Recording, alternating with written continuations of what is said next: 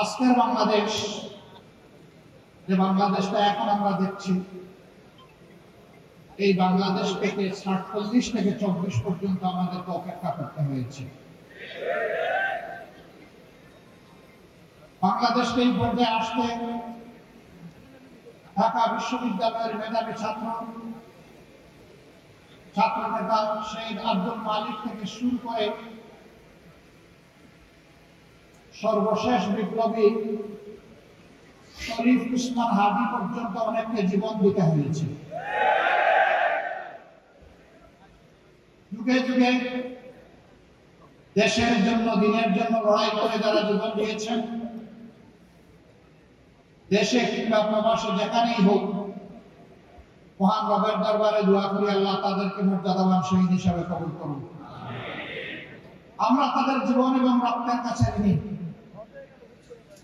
তাদের সাথে আরো যারা লড়াই করে আহত এবং বন্ধুত্ব বরণ করেছেন, আমরা তাদের প্রতি গভীর শ্রদ্ধা নিবেদন করছি।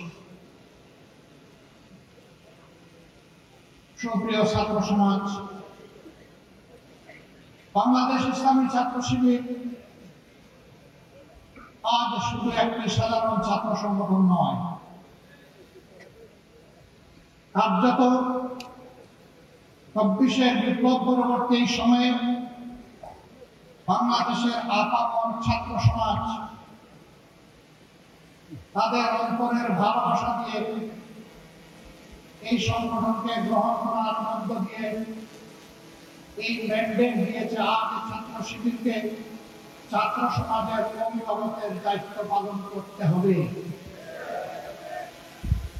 আমাদের প্রতিটি শিক্ষা প্রতিষ্ঠানকে চরিত্র গঠন, নৈতিক শিক্ষা, আধুনিক শিক্ষা এবং গবেষণার পূর্বর ক্ষেত্রে পরিণত করতে হবে।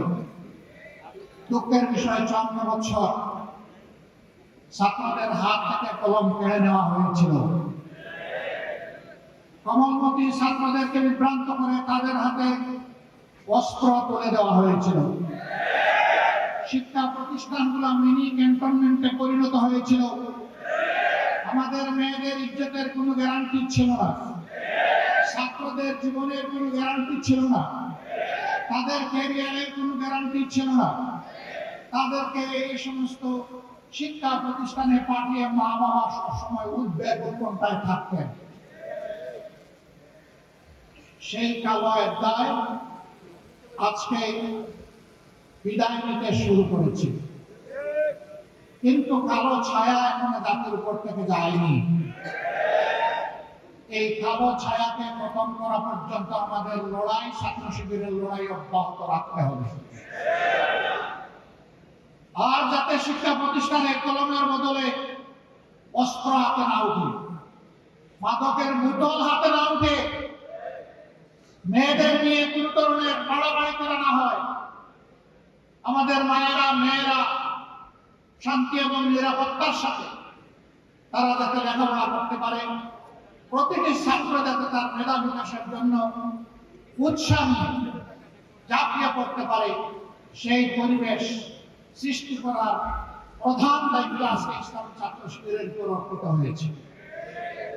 আর ছাত্র শিবিরের জন্ম হয়েছে এই জন্য যে এরা জাতিকে চরিত্রবান, দেশপ্রেমী, মেধাবী, আগামী দিনের নাগরিক এবং কারিগর তৈরি করে জাতিকে উপহার দেবে।